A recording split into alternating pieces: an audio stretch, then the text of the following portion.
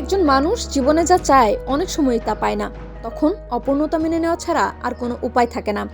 Footballer Cristiano Ronaldo জীবনে অনেক কিছুই পেয়েছেন, উপভোগ করেছেন, আবার অনেক কিছুই পাননি, উপভোগ করতেও পারেননি।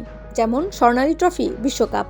5বারের ব্যালন ডিওর জয়ীকে খোঁচা দেওয়া হয় এই বলে তিনি দলকে বিশ্বকাপ জেতাতে পারেননি। নেতৃত্ব দিয়ে সবাইকে একত্র করে নিজ গুণে দেশকে বিশ্বকাপ উপহার দিতে পারেননি, শুধু ট্যাপ ইন করেই গোল করেন। হেরে গেলেই ছুতো দিয়ে মাঠ ছাড়েন। শুনে মনে হয় 5বার ব্যালন ডিওর কি জিতেছেন না খেলেই? বাসার পাশের ভালো ছাত্রের ফলাফল নিয়ে যেরকম কথা শুনতে হয়, রোনালদো তার আধা জীবন এরকম কথা শুনে যাচ্ছেন।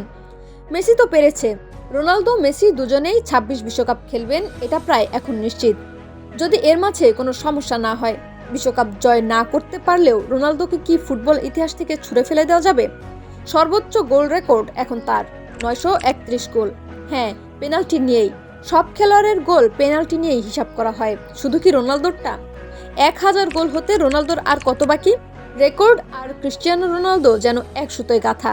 একটু একটু করে বিশ্ব রেকর্ডের দিকে এগিয়ে যাচ্ছেন এই পর্তুগিজ। এবার বিশ্বের প্রথম ফুটবলার হিসেবে 1000 গোলের মাইল ফলক থেকে 69 গোল দূরে রয়েছেন তিনি। রোনালদো বলেছেন, আপাতত 1000 গোলের কথা ভাবছি না, মাঠে নেমে ফুটবল উপভোগ করতে চাই। আমি এই মুহূর্তটা উপভোগ করছি, 1000 গোলের পিছনে দৌড়াচ্ছি না। রোনালদো আরও বলেন, যদি সেটা হয় তো ভালো, যদি না হয় তাহলেও কোনো দুঃখ নেই। আমি বর্তমানে বাঁচি, ভবিষ্যতে কি হবে তা পরে দেখা যাবে।